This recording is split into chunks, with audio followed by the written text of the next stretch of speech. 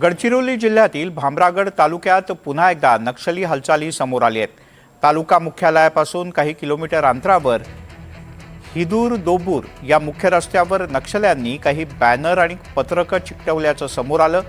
ही पत्रकं लावून 26 ते 30 जुलैच्या दरम्यान गडचिरोली जिल्हा बंदचं आवाहन करण्यात आलंय।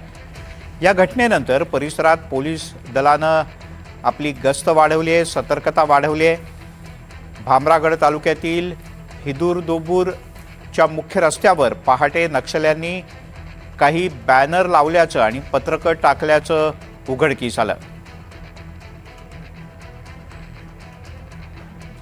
मनीष रक्षमवार आपले प्रतिनिधी आपल्यासोबत आहेत। मनीष, काय अधिक माहिती आहे? पोलीस कशा पद्धतीने तपास करतायत?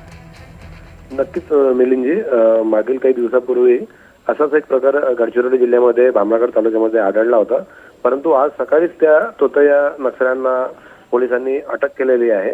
परंतु त्यापूर्वी ही पहाटेची ही घटना आहे आणि भामरागड तालुक्यातील हिदूर दोबूर या मुख्य रस्त्यावर ही बॅनर आढळलेले आहेत आणि पत्रकांमध्ये 26 जुलै ते 30 जुलै या कालावधीमध्ये गडचिरोली जिल्हा बंद ठेवण्याचे आवाहन करण्यात आलेले आहे।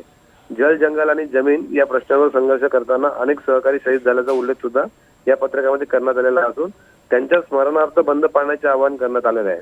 तसेच जिल्ह्यात वाढणाऱ्या कंपन्या, पोलीस ठाण्याची संख्या, नैसर्गिक संसाधन संरक्षणाचा मुद्दा उपस्थित करण्यात, तसेच नागरिकांना जल, जंगल आणि जमिनीच्या संरक्षणाकरता एकत्र यावे असे या पत्रकांमधून नमूद करण्यात आले आहे।